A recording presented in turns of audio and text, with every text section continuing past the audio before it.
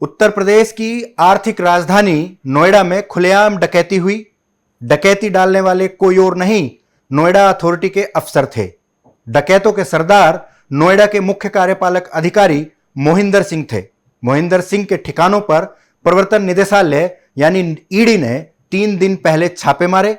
उनके पास 100 करोड़ रुपए से ज्यादा की संपत्ति मिली है, करोड़ों रुपए के हीरे मिले हैं। हीरे जवाहरात क्यों नहीं मिलेंगे? मोहिंदर सिंह के सीईओ रहते अफसरों, दलालों और बिल्डरों के गैंग ने नोएडा शहर को जमकर लूटा था। कोई कायदा कानून नहीं था। जो मोहिंदर सिंह की कलम ने लिखा वही नोएडा में कानून बन गया। वहीं लाखों फ्लैट खरीदारों की तकदीर बन गई थी। हम आपको उत्तर प्रदेश के इतिहास की सबसे बड़ी डकैती के बारे में आज बताएंगे। नमस्कार, मैं हूं पंकज पाराशर और आप देख रहे हैं उत्तर प्रदेश टाइम्स। यह डकैती बंदूक की नोक पर नहीं, कलम की नोक पर डाली गई। रात के अंधेरे में नहीं, दिन दहाड़े सरकारी दफ्तरों में बैठकर इत्मीनान से डाली गई। इन डकैतों को किसी का डर नहीं। यह डकैत कोई और नहीं, देश को चलाने वाले आईएएस अफसरों में से कुछ थे। उत्तर प्रदेश के मुख्यमंत्री योगी आदित्यनाथ ने नोएडा अथॉरिटी के कामकाज की साल 2005 से 2018 तक जांच करवाने का निर्णय लिया। भारत के महालेखा परीक्षक यानी सीएजी ने ऑडिट किया। करीब 2 साल की माथापच्ची के बाद साल 2021 में सीएजी की रिपोर्ट आई। रिपोर्ट के मुताबिक ऑडिट अवधि साल 2005 से 2018 के दौरान नोएडा अथॉरिटी ने 28 ग्रुप हाउसिंग स्कीम्स निकाली, जिनमें से 24 योजनाओं में भूखंड आवंटन किए गए थे।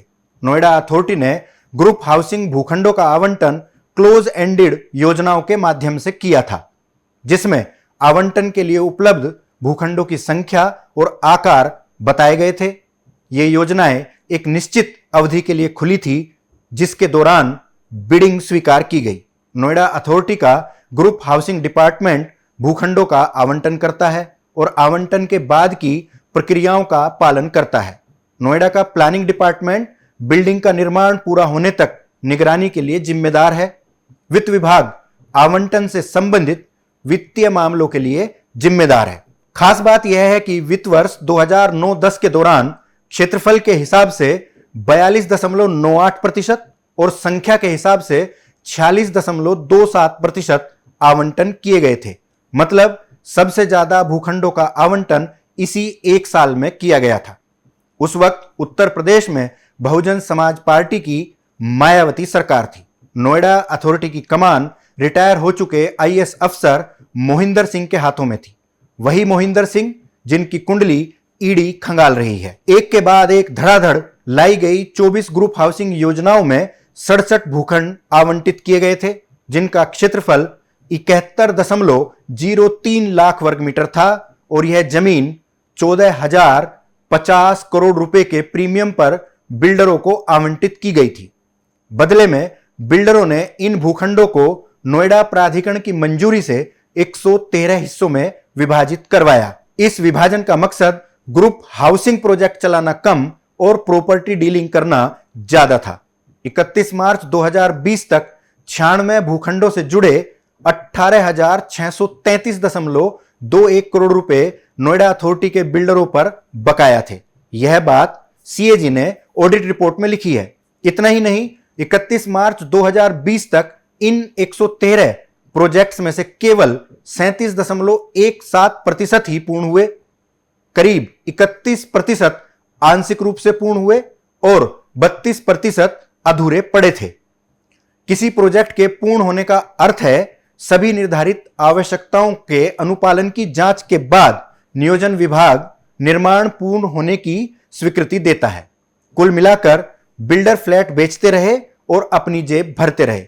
उन्होंने न घर बनाए और न जमीन की कीमत अथॉरिटी को चुकाई। अथॉरिटी के अफसर भी आंखें मूंद कर इत्मीनान से बैठे रहे। बिल्डरों ने जो 113 प्लॉट नोएडा अथॉरिटी से हासिल किए, उन पर 1,30,005 फ्लैट बनाने की मंजूरी हासिल की। 31 मार्च 2020 तक नोएडा प्राधिकरण ने केवल 51% यानी 72,697 फ्लैटों के लिए ऑक्यूपेंसी सर्टिफिकेट जारी किया था। मतलब बिल्डरों ने इन फ्लैटों का निर्माण पूर्ण कर लिया था इन पूर्ण हो चुके फ्लैटों में से केवल 60% यानी 43,438 फ्लैटों की ही रजिस्ट्री उनके खरीदारों के नाम की गई।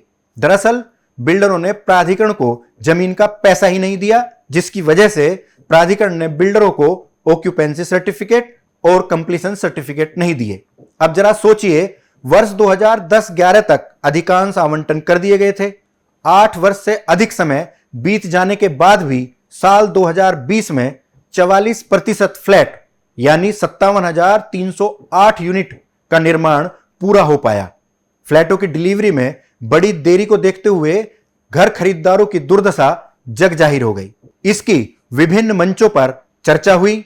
सर्वोच्च न्यायालय ने जुलाई 2019 में विक्रम चटर्जी एवं अन्य बनाम भारत संघ के मामले में आम्रपाली बिल्डर से जुड़े मुद्दों पर कड़ा निर्णय दिया था, जिसकी वजह से आम्रपाली समूह के चेयरमैन अनिल शर्मा और निदेशक मंडल के सदस्यों को जेल जाना पड़ा था। इस मामले में ऐतिहासिक निर्णय ने नोएडा में रियल एस्टेट क्षेत्र की गड़बड़ियों को सामने लाकर रख दिया। लेखा परीक्षा में पाया कि नोएडा अथॉरिटी द्वारा किए गए इन आवंटनों में बड़े पैमाने पर गड़बड़ियां हुई हैं। नोएडा में 113 आवंटनों में से लेखा परीक्षा के लिए नमूने के तौर पर 46 मामलों का विश्लेषण किया गया। सीएजी ने आवंटी कंपनियों के स्वामित्व, शेयरधारिता और शेयरों के हस्तांतरण के माध्यम से भूखंडों के हस्तांतरण का विश्लेषण किया। मतलब बिल्डरों ने एक दूसरे को भूखंड बेचने के लिए चोर रास्ते इजाद किए। उन्होंने टैक्स और स्टैंप ड्यूटी बचाने के लिए सीधे कंपनियों के शेयर ही ट्रांसफर कर लिए। इसके लिए सीएजी ने रजिस्ट्रार ऑफ कंपनीज से भी डाटा हासिल किया। सीएजी ने अपनी रिपोर्ट में कहा है कि ग्रुप हाउसिंग स्कीम के तहत बिल्डरों को जमीन का आवंटन करने के लिए गलत प्रणाली का इस्तेमाल किया गया। आवेदनों और आवंटनों की स्क्रीनिंग में अनियमितताएं बरती गई हैं। उप विभाजनों और हस्तांतरणों का प्रतिकूल प्रभाव पड़ा है। भूमि आवंटन में बड़ी विसंगतियां हैं। इन गड़बड़ियों की वजह से नोएडा अथॉरिटी को हजारों करोड़ रुपए का नुकसान उठाना पड़ा है। नोएडा में हुई डकैती पर खबरों की हम एक सीरीज आपके सामने पेश करेंगे। हम आपको बताएंगे कि कैसे बतौर सीईओ मोहिंदर सिंह ने मनमानी की, कैसे नोएडा अथॉरिटी को लूटा गया, कैसे आम आदमी को लूटा गया। अफसर तो बिल्डरों के हाथों की कठपुतली बन गए थे। नोएडा अथॉरिटी के सारे नियम कायदे इन लोगों ने अपने फायदे के लिए बदले। बिल्डरों ने फूटी कोड़ी अथॉरिटी को नहीं दी और अरबों रुपए की जमीन अपने नाम करवा ली। शहर में डकैती डालने के बाद आम आदमी को खुलेआम लूटा गया। बस रोजाना देखते रहिए उत्तर प्रदेश टाइम्स की यह खास पेशकश।